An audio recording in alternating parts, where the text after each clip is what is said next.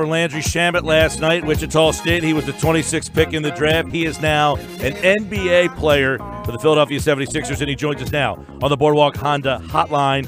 Landry, congratulations, and welcome to Philly, man. Thank you, man. Thanks for having me. I appreciate it. Really, really exciting. Last night was a lot of fun, and hearing your name called, that's a dream come true. You've been dreaming about that forever, and really excited to be in Philly. Yeah, just hearing that back again from the commissioner the day after, is it like sunk in? Like, man, I'm in the NBA right now. Yeah, it's crazy. Even seeing videos of it, just my phone was blowing up, and all the love I got. But actually hearing it, shaking his hand was crazy. Getting to talk to him, share a couple words, and just, I don't know, it was surreal.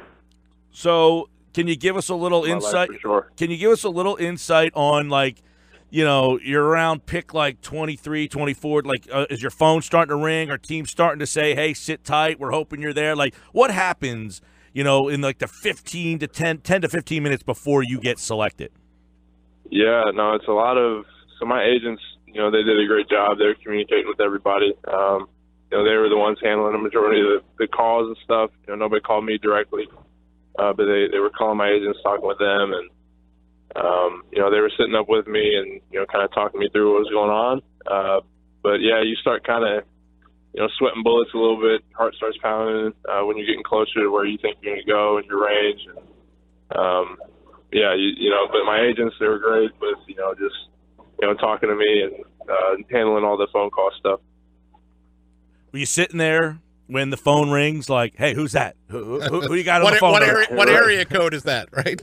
Right, yeah, seeing where they're at and what they're thinking. Yeah, no, you're trying. I mean, me personally, I was trying to just relax. I didn't want to get caught up in it because I was already, a little anxious enough as it was, So I think if I got worried about, like, oh, it's a Philly area code or it's a Utah or Portland area code, whatever, it might have made it worse, but I was just trying to just relax and enjoy the moment. Now you grew up in Kansas City, Missouri. So what kind of NBA following is out there? I mean, were you a fan of a particular team? I guess there's no team like. What's the closest team to you guys? I mean, the Thunder. When they made the move from Seattle, that was I guess the closest thing. But there's not really since the Kings left back in the day. There's not really much of a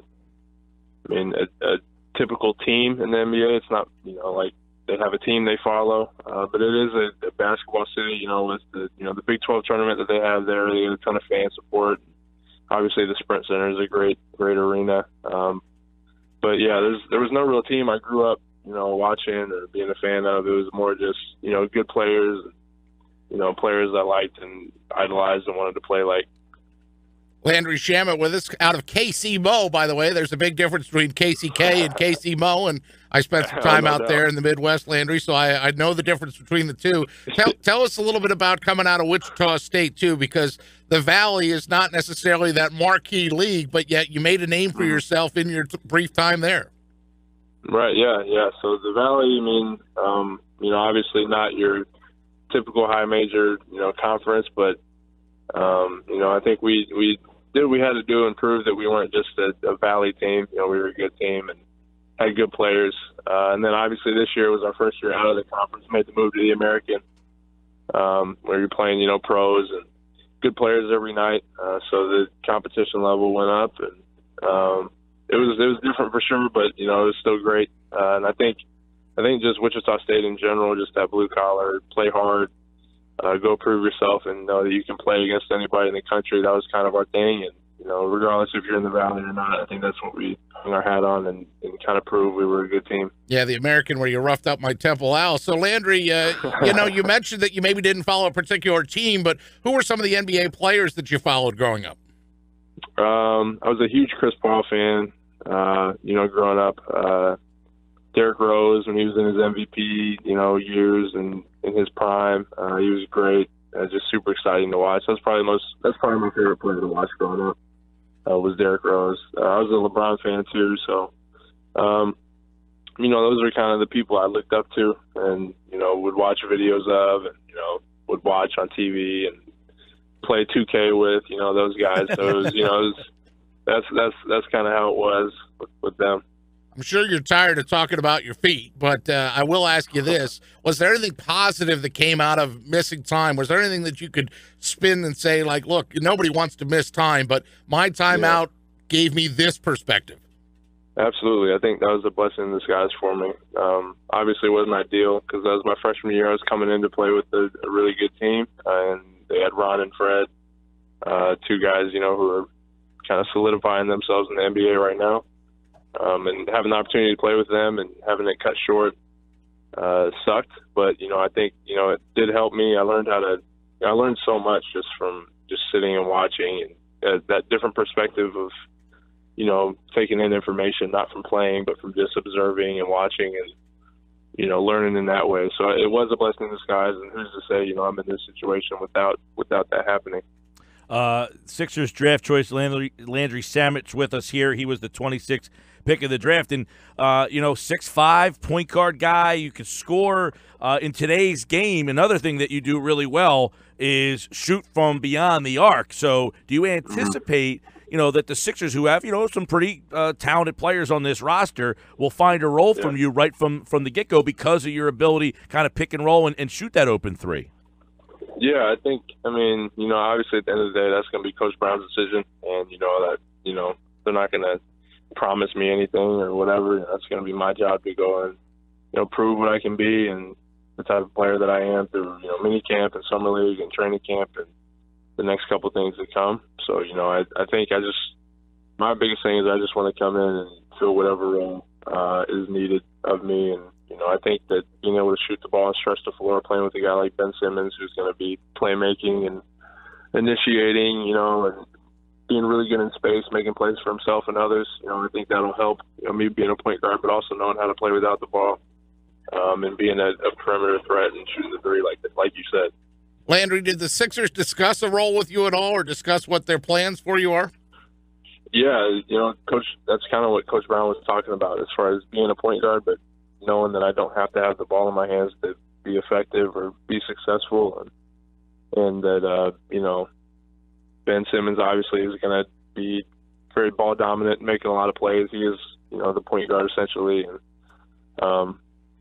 so being able to be on the floor guarding point guards on the other end, but on the offensive end, being able to be efficient and effective, playing without the ball, moving into space and in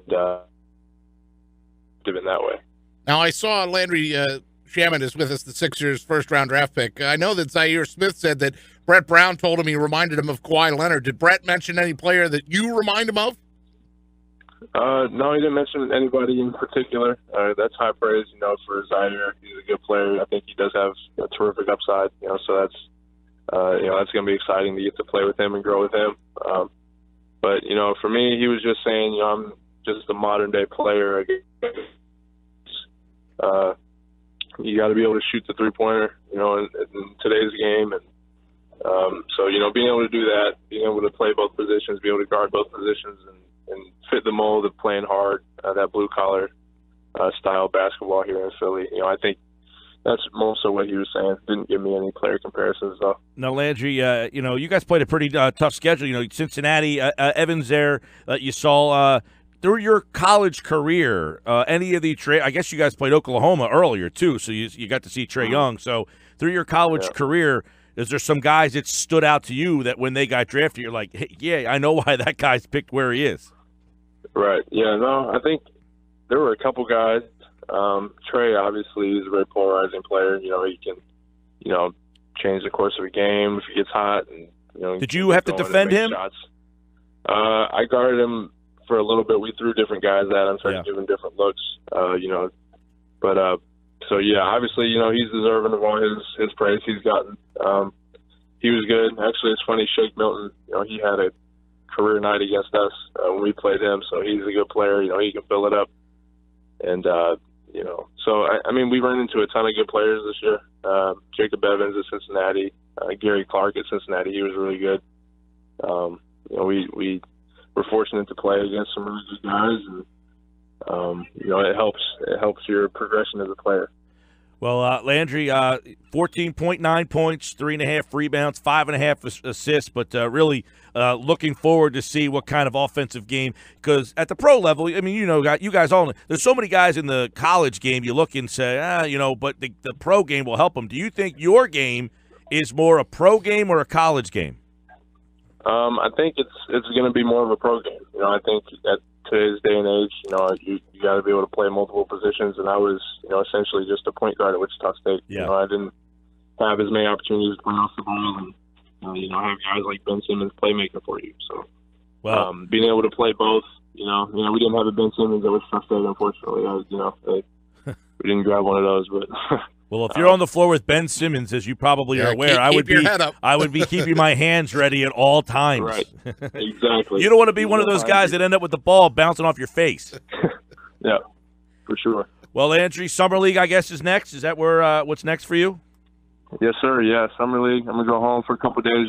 Just got done here in Philly, actually. We're leaving tonight. Go back to Kansas City for a few days. And, I'll be back out here for mini camp, and then get things rolling.